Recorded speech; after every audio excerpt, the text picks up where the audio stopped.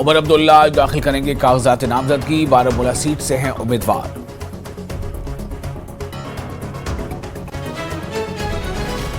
पाकिस्तान जाना होता तो 1947 में चले जाते। हिंदुस्तान से है बेइंतहा मोहब्बत। डॉक्टर फारूक अब्दुल्ला का बयान। कहा सिर्फ बीजेपी के नहीं पूरे इंसानियत के हैं भगवान राम। अवाम सिखाएंगे इलेक्शन में बीजेपी को सबक।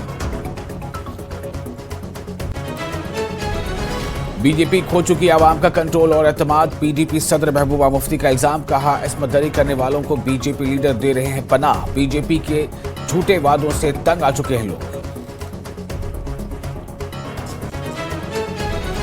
बीजेपी खो चुकी है अपना मैदान। उमर अब्दुल्ला का इल्जाम। कहा इसीलिए उठाए जा रहे हैं फिरका वाराना मसाइल। जीएमए ने किया राहुल गांधी को बड़े पैमाने पर हिमायत मिलने का दावा। कहा कांग्रेस के मंशूर से बीजेपी परेशान।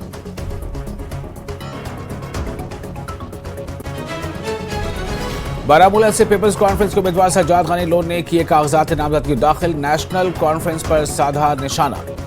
उसूलों की कमी और सियासी पुष्पनाही के लिए भीख मांगने का लगाया इल्जाम। कहा लोगों की वकार और तरक्की के लिए लड़ रहे हैं इलेक्शन।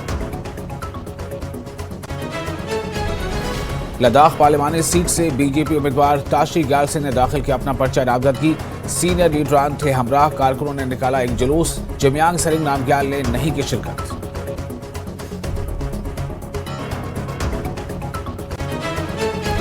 डॉक्टर फारूक अब्दुल्ला और उमर अब्दुल्ला का अनंतनाग में इंतखाबात की तारीख बढ़ाने पर रद्द-ए-अमल। उमर ने कहा बीजेपी और उसके इत्तेहादियों को फायदा पहुंचाने की कोशिश। फारूक अब्दुल्ला ने कहा लोगों पर है भरोसा। पार्टी उम्मीदवार की जीत का किया दावा। अनंतनाग राजौरी सीट से मुतालिक इलेक्शन कमीशन के फैसले का सैयद अल्ताफ बुखारी ने किया खैर मकदम। कहा मौसम की खराबी की वजह से फंसे हुए हैं बालाई इलाकों के लोग। बीजेपी सदर रविंद्र रैना ने कहा खराब मौसम की वजह से ही किया गया इंतखाब मौखर करने का फैसला।